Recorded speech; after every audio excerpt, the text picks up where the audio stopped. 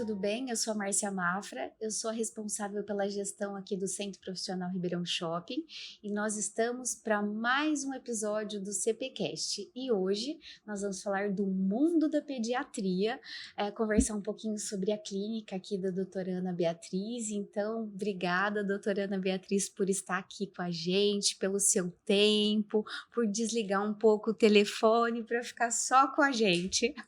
Eu que agradeço o convite de vocês para poder estar aqui e falar um pouco da pediatria e um pouco da nossa clínica hoje.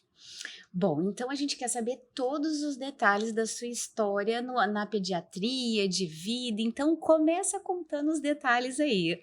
Bom, meu pai é pediatra e sempre foi uma figura de referência para mim.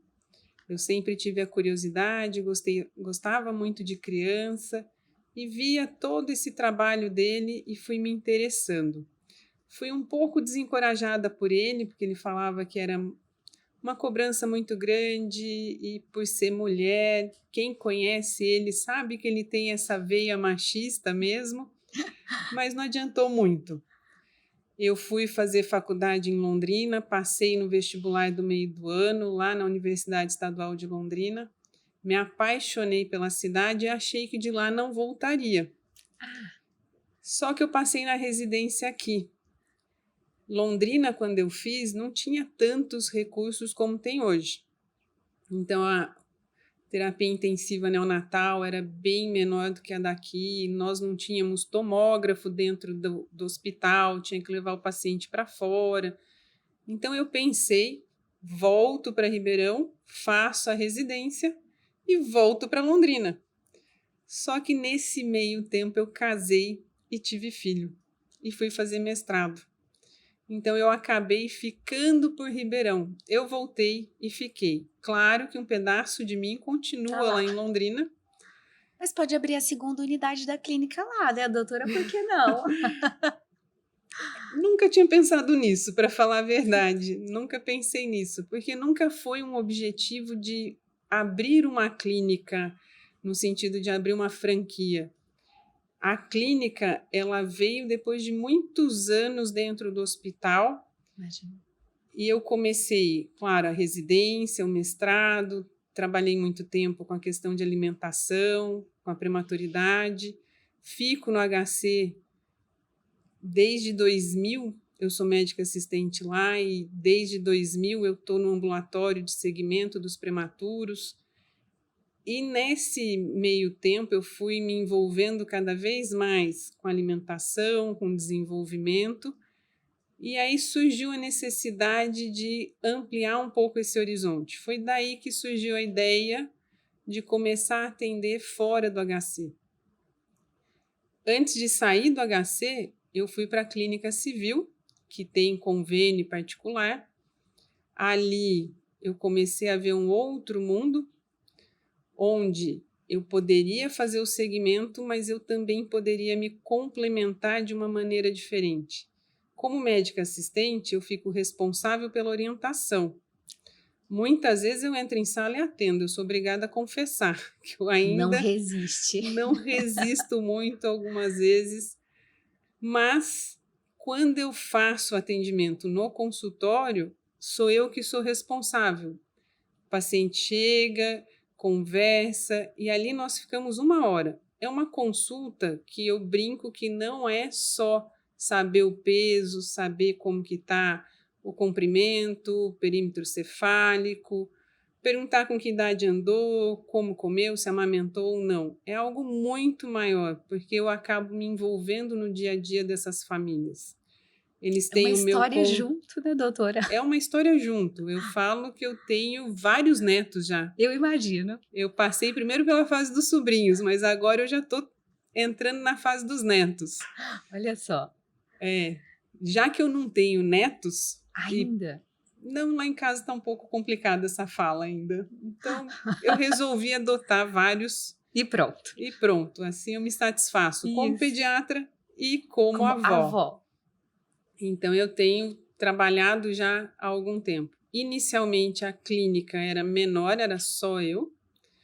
Posteriormente, como eu trabalho muito com prematuro, eu consegui trazer a doutora Maiave Matos, que é neuropediatra. Quando nós falamos em ampliar e que começou a crescer, eu falei, nós precisamos de uma segunda pediatra. E aí veio a doutora Fernanda Zaltron. E, por fim, veio alguém para agregar e complementar a nossa equipe, que é a Ellen Pessina, que é nutricionista materno-infantil. Hoje, com o advento, entre aspas, né, mas com o aumento do diagnóstico da alergia à proteína do leite de vaca, das dificuldades alimentares que muitas vezes a família tem, e muitas vezes na introdução alimentar nós temos que mexer na casa, né? Inteira. Porque tem muito erro alimentar. Então, a nutricionista ela veio agregar de uma maneira muito importante. Ela faz um trabalho bem diferenciado, ela complementa aquela orientação que nós damos. Ela consegue ir na casa orientar como preparar, como armazenar, quanto oferecer, como oferecer. E nós conseguimos, dessa maneira, muitas vezes, acertar a alimentação da casa. Que a criança, afinal de contas, ela vai chegar num ponto que ela não vai comer diferente do pai e da mãe. Sim. Ela vai estar comendo o que o pai e a mãe comem. Então, é muito importante que a família tenha uma alimentação saudável. Então, nesse ponto, nós estamos com uma equipe bastante coesa e que nós discutimos os casos, não ficam só o atendimento. Sim. Eu atendo, a neuro atende, a nutri atende. Não. Quem atende o meu paciente, em termos de nutricionista, ela volta com a informação, a gente vai traçar estratégias para melhorar o atendimento e para otimizar a qualidade de vida futura desse paciente. Essa equipe multidisciplinar hoje ela está em grande evidência, né, doutora? Porque hoje, se você ficar só com um caso, só com você, pode ser que você não consiga ver o todo, né? O ser humano, a família, o complexo familiar, né? Então, hoje é uma tendência, né, doutora, ter essas equipes multidisciplinares apoiando esse atendimento. Não é só questão de apoiar, a questão é que hoje é tanta informação, a mudança é tão rápida, são tantos artigos surgindo, são tantas novidades que você precisa do especialista. Então, na nutrição, por exemplo, quando eu falo de alergia à proteína do leite de vaca, ela vai passar para essa mãe uma lista do que pode. Não é só falar, não tome leite, não coma derivados. É muito maior do que isso. Aí ela vai falar, olha, determinado pão não tem proteína do leite de vaca na sua composição. Determinada loja faz produtos e realmente é uma cozinha livre da proteína do leite de vaca. Porque não é só escrever que está livre, você também tem que saber que está livre. E ajudar no como corrigir isso, né? Porque senão a gente fica com a dor, né? O cliente, meu Deus, e agora? O que eu faço com esse bebê que tem essa alergia? E aí, como a família precisa desse apoio, então é muito importante descobrir o como corrigir, como fazer com que isso diminua o problema, né, doutora? Com certeza, porque como pai, mãe, você quer o melhor para o seu filho. Então, você não vai poupar sacrifícios, mas aonde fazer, como eu posso melhorar para o meu filho, aonde eu vou encontrar o produto que ele precisa, como eu devo dar, como eu devo oferecer para essa criança. Na introdução alimentar mesmo, quantas dúvidas surgem? Porque quando a gente vai fazer a introdução alimentar, isso é uma das coisas que foi mudando no passar do tempo. Então, as avós vêm e elas falam assim, eu criei 4, sobreviveram todos, inclusive o teu marido. Que frescura é essa? Para que isso? Por que não pode colocar um salzinho? Por que não pode amassar tudo junto? Então, qual que é a diferença? Nessa hora, além da visita domiciliar, eu sempre falo para os pais, traz para consulta. A nossa sala é ampla, elas podem vir, as avós, os cuidadores, quem vai estar cuidando dessa criança no dia a dia, quem vai estar em contato, é muito importante que venha, porque dessa maneira ela vai chegar para mim e vai falar, por que não pode? É melhor que já sane a dúvida, né, de imediato. Quando você esclarece o que mudou, como mudou, por que que mudou, de onde vem isso, elas aderem. Mas por que que eu não posso pegar todos os legumes e colocar junto? De Eu não preferência posso amassar, né? amassar. Por que que eu não posso passar na peneira? Isso. Mas, doutora, e o mixer? Eu usava mixer antes, eu batia no liquidificador. Por que que eu não posso fazer isso hoje? É. Então, são perguntas que você consegue responder todas as vezes que elas vêm, trazem, você explica. E se tiver dúvidas, abra para perguntas e vá conversando. Eu falo que vó tem que ser aliada, não pode ser inimiga. A avó inimiga é a pior coisa que nós podemos ter, porque é aquela que vai fazer por trás. É. Quando a gente explica e ela entende a importância, ela adere e aí ela ajuda, ela é uma aliada. Eu concordo, eu acredito muito, doutora, que nós estamos na era do conhecimento, porque tem muito conhecimento disponível, né? Podcast, YouTube, Instagram, vários vídeos que ajudam realmente a nos alimentar de conhecimento. Só que normalmente as gerações anteriores ainda querem seguir o modelo, porque minha mãe fez, eu vou fazer, e onde já se viu você não fazer o que a mãe, o que a avó fez, né? Então, às vezes tem esse conflito familiar, né? Então é importante levar para o especialista, porque aí não fica a versão da mãe, né? Fica a versão do especialista na condução para diminuir esses ruídos. É muito complicado você ter criado. Eu me ponho no lugar delas. É. Como que é isso? Eu criei, tá bem criado, pelo menos na visão delas tá bem criado. E aí é um bom profissional, é um bom pai, é participativo, ou seja, é um sucesso, é uma pessoa boa, deu certo. Por que que eu tenho que mexer? Sim, tem que mexer porque graças a Deus nós estamos num processo evolutivo e a gente pode aproveitar a tecnologia ou conhecimento para nos auxiliar, né, Exatamente. a sermos melhores, né. Eu tenho uma família que vem muito de usina, né, então meu pai trabalhou 35 anos na usina, minha irmã já está há 30 anos trabalhando na usina, e eu fui ovelha negra da casa e acabei não trabalhando na usina. Eu comecei a trabalhar com 14 anos muito cedo. Fui professora de informática. Não sei se a senhora pegou o tempo do DOS, o começo do Opa! Windows, né? Então já está denunciando a minha idade. E quando eu falo para o meu pai, eu falo, ai, estou fazendo uma especialização, vou fazer um curso em São Paulo. Aí às vezes ele olha para mim e fala, nossa, mas você poderia ter trabalhado na usina, né? Você não precisava estar estudando tanto assim, do jeito que você estuda, né? Eu falo, não, pai, a minha irmã que trabalha na usina também estuda, né? Só que a intensidade dela é um pouco menor, porque a rotina é fixa, né? A minha rotina, ela é mais aberta e a da minha irmã é mais fixa, mas não significa que é melhor ou pior, né? E aí São também tem, diferentes. eu falo assim que hoje o estudar ficou mais leve. Hoje você consegue aprender com 3D, com uma impressão, com uma vivência, né, doutora? Antigamente você tinha que pegar o livro e decorar, e aí você quase não tinha vivências, então ficava mais difícil. E hoje não, hoje a gente tem muita informação na ponta dos dedos, né? Hoje a gente tem muita informação, a gente tem cursos que são híbridos. Então, você, por exemplo, você pode fazer uma especialização que você faz aulas online e depois faz a prática presencial. Isso, de uma certa maneira, barateia para quem é de Sim, fora. sim. Porque para nós que somos do interior, a grande maioria dos cursos são em São Paulo. Sim. E explica-se, né? São Paulo é o coração do país, não Sim. tem jeito. É o centro de referência para muita coisa, Para o não só na país. área médica, eu falo de um modo geral.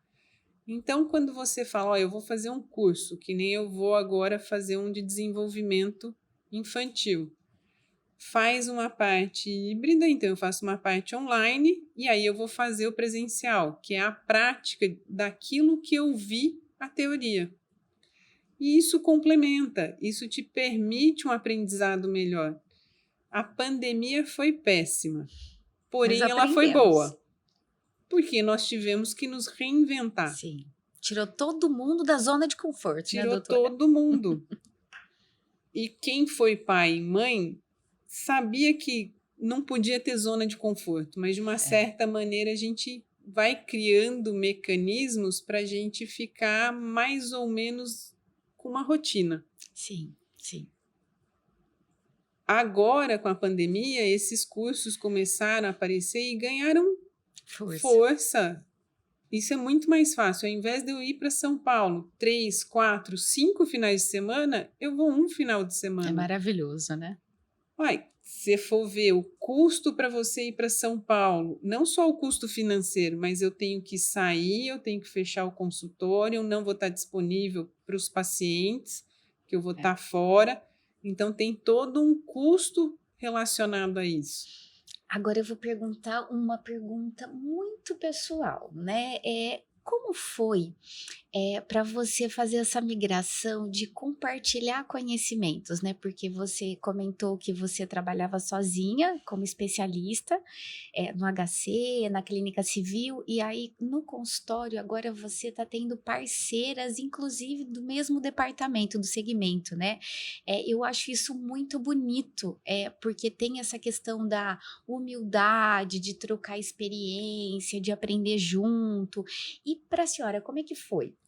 Maravilhoso, essa é a palavra, assim, eu fico até emocionada quando eu falo, porque foram pessoas que apareceram na minha vida na hora certa, no momento certo, e são pessoas que eu não tenho o que falar. Eu aprendo com elas todo dia. Uma das razões de eu estar aqui é porque eu tive que sair da minha zona de conforto. A minha zona de conforto, para quem me conhece, é jamais estar num podcast, por exemplo. Ai, que bom, olha só que delícia. Eu Ela dei aceitou. aula há 20 anos, então as pessoas falam assim, mas você deu aula há 20 anos, qual que é a diferença? É completamente diferente. Aqui não é minha área de domínio. Eu consigo dizer que é. Enquanto eu estou dando aula, eu conheço aquele assunto a fundo, eu sei como trazer o aluno. Mudei muito desde o primeiro dia, e 20 anos dando aula é completamente diferente. Com certeza eu não era a mesma professora quando eu saí. Mas sentar aqui, conversar com vocês, isso são elas falando comigo, olha, precisamos, vamos, você precisa mostrar quem é você e como somos nós, porque hoje não sou só eu, a clínica Pede.Desenvolve são as 4. Eu não consigo falar de mim sem falar delas. É verdade. Se eu estou fora, se eu vou fazer um curso, quem dá assistência para os meus pacientes é a doutora Fernanda. Se eu tenho alguma intercorrência com algum paciente, detectei algum atraso, algum risco no desenvolvimento, quem complementa a avaliação é a doutora Maiave. Se eu tenho uma criança que está com muita dificuldade para alimentação, introdução, como nós temos, e todo pediatra tem no consultório, essa quinta mesmo, eu e a nutricionista atenderemos juntas uma criança que está com muita dificuldade na introdução. Então, vem essa família trazendo essa dificuldade e o atendimento vai ser conjunto, não vai ser um atendimento individual. Então, a senhora chegou numa fase que eu gostaria muito de ressaltar aqui no podcast, né? Porque quando você começa empresa, você precisa ressaltar a sua especialidade, a sua bagagem, o seu conhecimento técnico. A partir do momento que você abre o leque para uma clínica, que você se predispõe a trocar experiências, todo mundo ganha. Né? As suas parceiras estão ganhando o seu know-how, você está ganhando o know-how dessas suas parceiras e o cliente, ele está dentro de uma clínica, mas ele está pagando a hora de uma pediatra, mas na verdade ele está com 4 especialistas, então ele está ganhando muito no valor, na credibilidade, no know-how, justamente porque vocês estão dispostas a integrar esse conhecimento, essa resolução resolução desse problema familiar e integrar e mostrar para o cliente, né, de uma forma compartilhada, multidisciplinar. Então, todos ganham, né? Eu sou especialista em gestão, doutora, e quando o pessoal me pergunta assim, como você tem uma empresa de síndico profissional, que você tem 6 pessoas abaixo de você tocando a empresa e ainda você tem tempo para gravar podcast, tem tempo para dar curso, para dar mentoria, que história é essa? Eu falo que esse é o lado humano do empresário, porque é nesse momento que ele descentraliza, né? E ele começa a se tornar uma pessoa melhor para trocar experiência e agregar para o cliente final. Não é verdade? É isso que vocês estão entregando para o mercado, a clínica, né? E não Hoje é a só a clínica. sua expertise. Não. E isso Não. é muito bonito, porque antigamente era muito difícil acontecer isso, né? Você tem o pai que é médico, né? Então você sabe que era só ele como especialista. E eu entrevistei um outro especialista num outro podcast, e ele falou assim: Márcia, eu coloquei o nome da clínica com o nome da rua e o meu sobrenome, porque era para falar sobre mim. E agora, há 20 anos, eu tenho que desconstruir tudo isso. Para mim é muito difícil. E foi bonitinho que ele explicou isso ao vivo, né? Então, isso é muito bonito, né? Porque é uma desconstrução de conceitos que eram carregados e que nessa nova economia a gente está tendo que aprender de novo. O próprio nome já diz, PED.desenvolve, PED de pediatria, e a pediatria é uma especialidade biopsicossocial, então eu trabalho com um todo dessa criança e eu lido com a família. Eu não lido só com a criança, porque quando entra essa criança para a consulta, vem mãe, vem pai, vem vó, vem tio, vem cuidadora. Então, e a babá. Muitas crenças embutidas, né? Embutidas que você vai ter que trabalhar. Mas tem a questão que o desenvolve está relacionado também. Hoje eu não posso só falar de como cresceu, quantas gramas ganhou, quantos centímetros aumentou. Eu tenho que falar do todo. E muito se trabalha na prevenção. E a prevenção entra no desenvolvimento, e para eu ter um desenvolvimento adequado, eu tenho que ter uma nutrição adequada. Sim. Eu brinco muito com os pais, porque eles perguntam algumas vezes quando tem alguma alergia alimentar ou tem alguma alergia de um modo geral. Aí a pergunta vem, mas por quê? Eu falo, porque nós devemos ter feito alguma coisa errada no passado e hoje a gente sabe que aquilo que a sua mãe fez impactou em você e está impactando no seu filho. Então, o que minha mãe fez impactou em mim e o que eu fiz impactou na minha filha. Então, a história, ela vem de muito antes de chegar aqui nessa criança. Então, é muito complexo e eu tenho que pensar. Minha avó buscava na horta para comer. Minha mãe já ia na quitanda, mas ela fazia comida em casa. A minha geração é uma geração do congelado. É uma geração daquela que compra comida pronta. Quando eu falo que eu cozinho, quando eu ensino as mães como prepararem, elas olham para mim e falam assim: como doutora? Como assim? A senhora cozinha? Eu falo, é o meu relaxamento. É o lugar que eu relaxo. Eu ligo uma música, faço alguma coisa e ali eu vou picando, vou fazendo, abro a geladeira e vou criando. Ali eu tô feliz. Então eu posso ajudar nesse quesito, mas eu sou a exceção, eu não sou a regra. A minha geração é a geração de comprar pronto, deixar congelado, comer fora. É verdade. Então é muito diferente. A geração da minha filha, dos meus filhos, né, que estão na casa dos 25 e 22, já é uma geração diferente. Já é uma geração que se voltou para o orgânico, se voltou para a cozinha, já está mais voltado para essa questão da saúde. Mas não era assim. A gente ia comendo o que dava.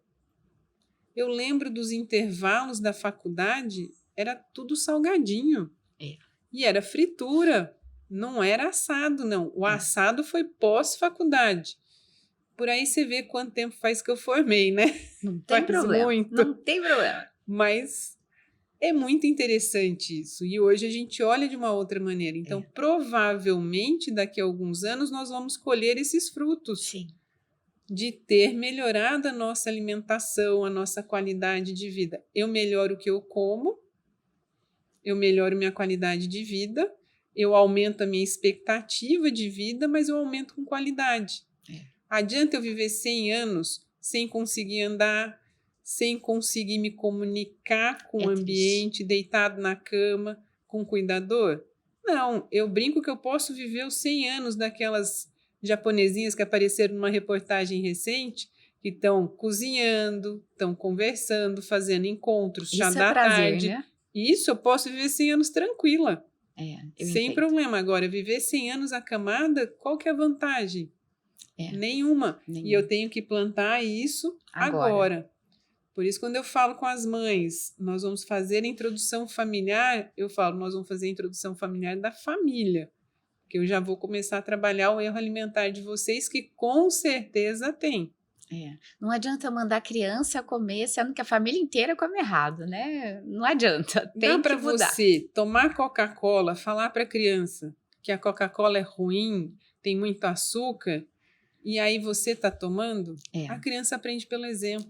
É verdade, tem razão. Eu tenho que colocar uma água para mim e a criança tem que ver que eu tomo água. Eu tenho que colocar salada no meu prato e ela tem que ver que eu como. Não que eu vou engolir assim, parecendo que eu estou engolindo uma obrigação. Gilete.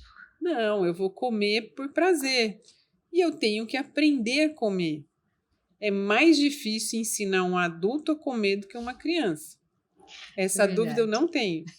Então, quando eu faço a introdução da criança, eu falo, ó, vamos reaprender a comer. Vamos tirar o sal da comida. Vamos fazer uma mandioquinha. Vamos fazer uma abobrinha. Vamos colocar erva natural. Vamos descobrir o sabor daquilo que nós estamos comendo. É verdade, tem razão. Ô, doutora, e aproveitando, então, o descobrir, né, que você comentou a respeito do lado desenvolve, né, da clínica. Então, a senhora quer contar algum detalhe que faça diferença, né, para as pessoas que estão ouvindo? A senhora comentou, né, dos especialistas que estão lá dentro, né? Qual é o foco do trabalho de vocês? O que vocês consideram relevantes? Algumas dicas? Toda vez que o paciente entra no consultório, ele já está sendo avaliado. O nosso consultório é muito lúdico, então tem brinquedos para as várias faixas etárias que nós atendemos. Enquanto nós estamos conversando, nós já estamos observando o comportamento dessa criança, se ela encaixa um brinquedo, se ela não encaixa, se ela fica em pé, se ela não fica, se ela engatinha. Nós colocamos o tapete de atividades conforme a idade da criança, para ver o comportamento dela ali. E quando nós temos os marcos do desenvolvimento, quando nós percebemos qualquer dificuldade, nós já encaminhamos para uma avaliação mais detalhada. O nosso foco é o principal foco nosso hoje, é a prevenção. Então, eu não deixo chegar no atraso. Quando eu detecto um risco de desenvolvimento, motor fino, linguagem, eu já encaminho para avaliação do especialista e ali a gente vai conversar se é necessário só uma reeducação da família ou se é necessário também complementar com outras especialidades, como fisioterapia, TO, fono, que aí nós temos os nossos parceiros que nós encaminhamos. Por que eu falo dessa questão do risco? Porque antes de eu ter um atraso, eu tenho um risco para esse atraso. Entendi. É como se fosse uma janela aberta. Isso. E aí eu preciso conduzir nessa janela preventiva para não consolidar. A janela foi a palavra perfeita, porque nós temos uma janela, nós temos um período para aquisição das habilidades. Eu tenho uma idade mínima, eu tenho uma idade máxima, e quando eu chego nos 25% final, é a área de risco. Entendi. Então, é aqui que a gente já começa a fazer intervenção. Você foi mãe. Eu sou mãe. Mãe tem uma tendência de Abraçar. proteger. Deixa Então, comigo. assim, deixa comigo, não quero deixar cair, não vou colocar no chão, a hora que eu ponho escorrega, bateu a testa. Então, nós temos muito medo. Eu fui mãe também. Nós temos muito medo, muito receio. Então, o que eu preciso fazer? Eu preciso primeiro tirar esse medo dessa mãe. Fazer um ambiente propício para o desenvolvimento dessa criança. A criança precisa ir para o chão. Ela precisa encontrar desafios. A cada consulta, essa mãe hoje sai com uma orientação para o mês seguinte. O que a criança deve adquirir de habilidades para o próximo mês. Então, ela sai com um passo a passo. Um roteirinho. O que é esperado? Ela veio com 2 meses. Já adquiriu todas as habilidades de 2 meses. O que ela precisa adquirir para 3? Então, ela sai com um roteiro para ela entender o que precisa ser feito. E fica até mais confortável para a família, né? Sabendo que existe esse acompanhamento mensal que não vai causar nenhuma sequela no futuro. Sim, e a hora que tem risco, a gente senta, conversa, mostra onde está o risco e encaminha. Eu brinco muito que, claro, vem pacientes de fora para neuropediatra, não são só os nossos. Sim. Mas se tiver algum dos nossos pacientes e for de risco, precisar de alguma avaliação, sempre dá-se um jeito para que ela faça essa avaliação a tempo. Nós não vamos deixar para uma vaga lá na frente. Ai, que bom. Muito bom. Adianta eu fazer a detecção e não conseguir fazer a intervenção? E a avaliação da neuro é a visão de um neurologista, é diferente do pediatra. A avaliação é completamente diferente. Ah, mas você não faz avaliação do desenvolvimento? Eu faço a avaliação que um pediatra deve fazer do desenvolvimento. A cada etapa, né? A avaliação do neurologista é diferente da minha. Profunda. Até a formação dela é diferente. Sim, sim. Então, tudo isso é conversado, explicado para que passe e aí a gente acaba abrangendo. E claro, se é uma criança que precisa das 2 médicas presentes, nós temos dias, tanto eu quanto a doutora Fernanda, que nós atendemos junto no mesmo horário com a neuro, cada uma numa sala. Que bom. E aí tem uma troca de informações após, para poder fazer uma intervenção homogênea. Não é só a questão de homogeneizar a intervenção, homogeneizar aquilo que fala, porque às vezes eu falo a mesma coisa que ela de um modo diferente. Eu sou muito mais velha do que ela. Então, assim, existe essa possibilidade, né? Entendi. E aí, nessa questão, a gente homogeneiza aquilo que a gente vai falar. Fala da mesma maneira, na mesma linguagem, para facilitar para essa família. Entendi. Isso agrega absurdamente, né, doutora? Com certeza. No decorrer do trabalho, né? E falando de criança, né? Você está percebendo que essa nova geração aí dos pequenos chegando, tem alguma diferença dos pequenos de 10 anos atrás? Eu brinco que eles já vêm com um chipzinho e vêm muito mais acelerado.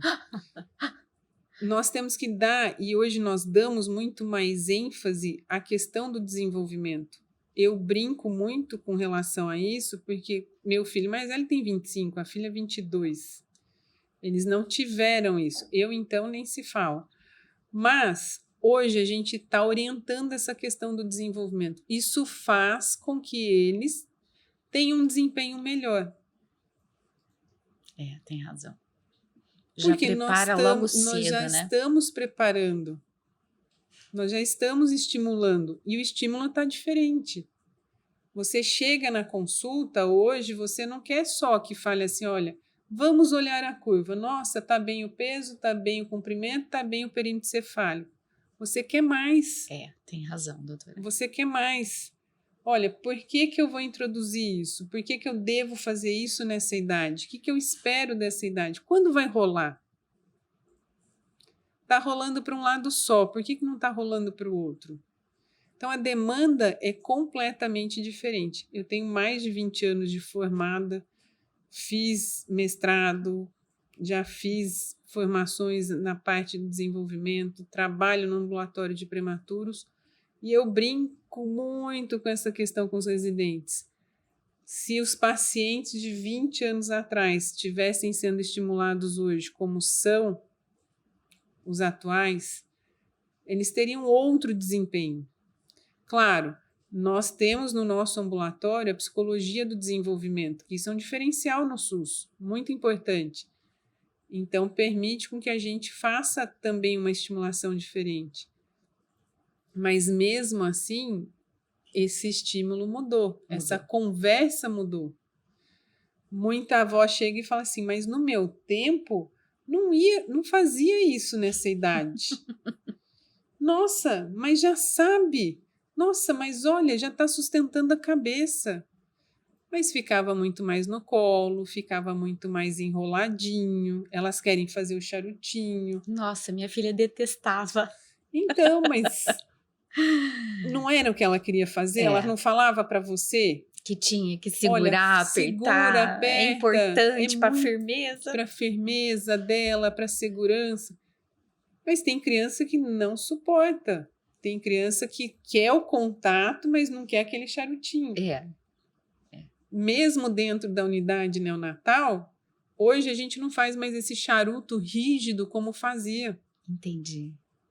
Quando eu entrei eu nunca consegui fazer, eu vou confessar que eu nunca tive coordenação para isso. Eu acho que me incomoda tanto o apertado que eu não consegui aprender. Se coloca no bebê, ela não. Eu acho que eu nunca consegui aprender, porque como eu não gosto de nada me apertando, eu olhava aquilo e falava, dá até falta de ar.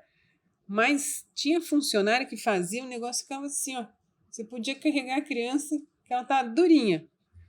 Hoje não se faz mais isso. Hoje você faz o ninho para aconchegar a criança. Naquele espaço, né? Naquele espaço. Então, a mudança foi muito grande. Hoje não se admite falar que você vai conter, que você vai segurar, porque você sabe que você vai atrapalhar, você não vai estar colocando na melhor postura, isso vai ter um prejuízo motor depois. É muito interessante como as coisas mudaram. Eu tô assistindo, na verdade, minha filha que escolheu, porque ela em casa, cada dia escolhe o que quer assistir, né? O Netflix lá. E aí a minha filha escolheu Bebês em Foco. Eu não sei se você já viu essa série. Não. Ai, vale a pena, vale a pena. Justamente porque ele mostra, doutora, o quanto a nossa vivência mudou. Né? E praticamente todos os episódios que ele mostra nessa série tem um bebezinho muito bonitinho, né? E aí por isso que a Lívia escolheu e a gente adorou essa série. E aí ele mostra o quanto é testado os bebês na fase até 1 ano, a maioria na fase até 1 ano, cerebral. Ele faz alguns testes cerebrais e comprova cientificamente que, por exemplo, o bebê ele precisa ter mais vivência, né? Então, antigamente, você tinha que ficar mais tempo em casa, recluso com esse bebê, para proteger de imunidade. E na série fala, não, você precisa expor esse bebê para conhecer, para estimular a córnea, a visão, os sensores, a audição, que isso é tudo muito importante. E quando você coloca uma avó para assistir, né? Ai, mas será que é isso? Vó, tá lá, ó, tá falando que tá comprovado cientificamente, né? Eu concordo, tem que expor, mas com bom senso. Sim. Levar ao shopping não é exposição, é exposição desnecessária. Natureza, né? Natureza. É você colocar a criança para fazer um passeio, levar num parque. Então, assim, a convivência com a família, a questão dos sons, você não colocar só... Extremo, antes falava né? assim, deixa baixinho, não fala alto, diminui a luz. Então a criança dormia e falava assim... Uma super proteção, né? Fecha a janela. Hoje a gente fala, não, é dia, a janela pode ficar aberta. Vai ter o barulho da máquina de lavar, porque é de dia, tá tudo bem, vai acostumar com esse som. Então, são estímulos que vão ter. Passeios, convivência com os avós, com os primos, mas não ter uma exposição num shopping. Sim, desnecessário. Porque né? Aí é um ambiente fechado. Ar-condicionado, né? Então Barulho assim, extremo. Tem que ter bom estímulo, senso. mas tem que ter um estímulo com bom senso. É. Que às vezes isso é muito difícil. das pessoas entenderem. Eu Imagino. entendo que quando a gente tem filho, a impressão que nós temos é que a vida dá uma parada, porque parece que todos os dias são iguais. Na verdade, você não dorme direito, você não come direito, você não toma banho direito nesse começo, porque não tem uma rotina. E de repente você olha e você fala assim, nossa, mas não era assim. Eu achei que lendo o livro tal, fazendo tal curso, eu ia dar conta, ia tudo engrenar, encaixar. Não é bem assim. Não é bem assim. Eu costumo brincar com as minhas amigas, doutora, quando elas engravidam, né? E começa, olha, o quarto do bebê, a decoração do quarto, a roupinha específica, a marca da roupinha. Eu falo, olha, pessoal, se eu fosse vocês, eu focava na amamentação, eu focava em estudar neurociência, né? O comportamento do bebê, os estímulos, o processo, porque olha, a decoração não vai te ajudar muito no dia que esse bebê chega. Não, e chega, e por mais que você tenha uma rede de apoio, a amamentação é só a mãe. Só a mãe. Você precisa da rede de apoio para a amamentação dar certo. Mas na hora de amamentar, de nutrir aquela criança, é você e a criança. Foi uma das fases que eu mais gostei. Amamentar, eu não tive dor, não machuquei, mas tive uma pessoa me amparando nos primeiros dias para me ensinar a PEG e tudo mais. E a minha experiência foi tão incrível que era 2 anos e meio e minha filha não tinha parado de amamentar ainda. E eu preciso diminuir esse vínculo, né? E aí eu tive que tomar remédio para secar, e aí criar estratégia para falar que estava dodói, né? Para não dar continuidade, mas é muito difícil. Mas aí eu vou te fazer a pergunta. O vínculo era maior seu ou dela? Dela. Meu. 100% meu, 100% meu, né? Porque ela gostava, mas eu acho que era mais prazeroso para mim ficar olhando, né? Ficar acariciando. Era um momento só eu e ela e não tinha ninguém, né? Então eu acho que é mais mãe, né? Eu falo que a amamentação, no começo, nem sempre é tão liso. Muitas vezes dá trabalho. Mas depois que engrena, é algo tão prazeroso, que nós temos dificuldade de fazer o desmame. Não, todo mundo, não é só você não, é todo mundo. Eu tive, você teve, todo mundo que você conversar também teve. Mesmo aquelas que chegam já no consultório e falam, 6 meses eu paro, hein? Eu só concordo, nem discuto. Porque eu sei que isso vai mudar, isso vai mudar muito, porque aí com 6 meses entra a introdução, diminui aquela demanda, aí você fala, mas está tão tranquilo agora, deixa. Então vamos mais um pouco, vamos até 9. Dali a pouco chega em 9, vamos até 1. É isso. Não, olha, tá tranquilo. E aí você vai indo. Mas a amamentação é um momento que a gente se sente muito poderosa, porque nós geramos e agora nós estamos nutrindo. Eu sou a fábrica. Eu sou um ser diferenciado. É verdade, é muito bom. E nesse bom. começo, logo depois que tem alta, tudo, que a gente está muito cansada, que as pessoas tentam, a nossa rede de apoio tenta ajudar, mas eles ajudam, mas é uma passagem que nós temos que fazer. Depois que nós passamos esse processo, aí você fala, nossa, foi rápido. Foi rápido demais. No começo parece que todo dia está muito igual e que não vai nunca chegar no fim. Aí eu falo para elas, olha, no final do primeiro mês a gente conversa. E normalmente chega no final do primeiro mês, olha assim, nossa, doutora Ana, mas parece que voou.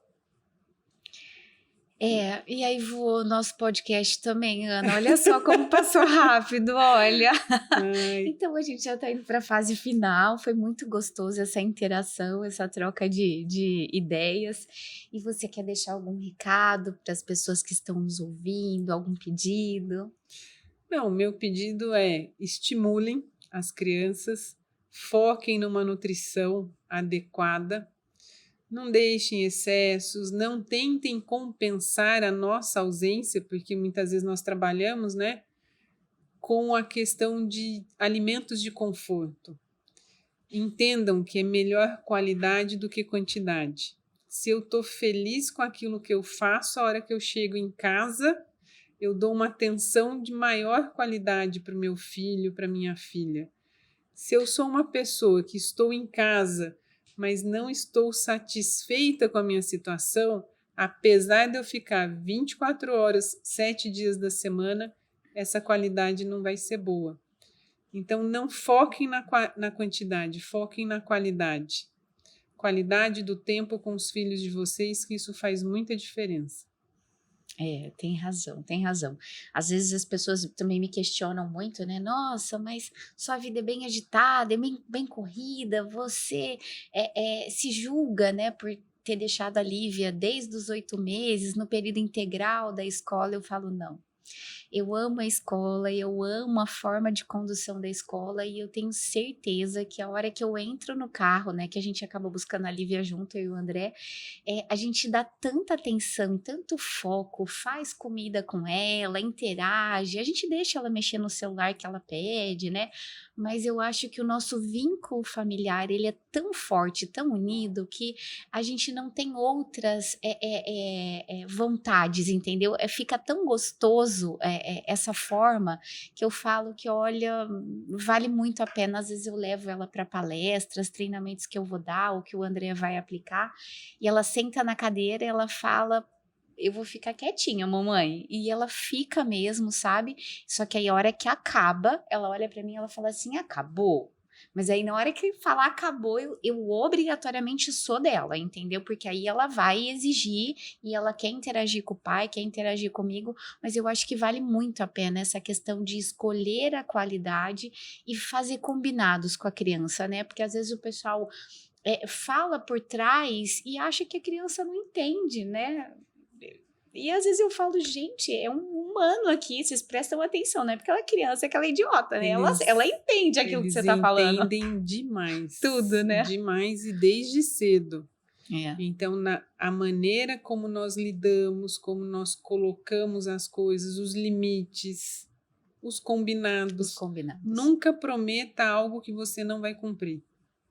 Sendo bom ou ruim, né? Não prometa. Nunca. Se você prometeu, cumpra. Tem razão. Eles cobram e nós precisamos dar esse exemplo, porque a hora que eu dou o exemplo de cumprir com a minha palavra, fazer aquilo que eu falei que eu faria, isso dá uma segurança para a criança e no futuro isso vai ter um impacto muito positivo na vida adulta. Olha, só gratidão mesmo. Você viu o quanto foi gostoso essa conversa? Obrigada, doutora Ana. Foi maravilhoso essa troca de experiência, o seu tempo com a gente. Então, espero vê-las, as meninas, todas aqui no podcast, porque vocês são super convidados. É muito bom trazer informação relevante para ajudar quem nos assiste. Então, gratidão. Eu que agradeço essa oportunidade e agora vou mandar uma por vez. Isso, olha lá, tá vendo? Vou mandar uma por vez, que afinal de contas, já que eu, que estou fora da minha zona de conforto, abri a fila, agora elas, que são muito mais jovens do que eu, elas podem com certeza comparecer aqui ao podcast. Muito obrigada pelo convite mais uma vez. Obrigada, doutora Ana. Gratidão, então, pelo seu momento aqui com a gente. Tá vendo, pessoal, como é delicioso essa troca de experiência? Então, olha lá no YouTube, no canal do CPCast, acompanhe todas as novidades, tem muita novidade, tem muita coisa boa, muito conhecimento para você e para sua família, e além de você conhecer um pouquinho dos empresários que estão aqui no Centro Profissional Ribeirão Shopping. Obrigada a você que está aqui com a gente. Tchau, tchau!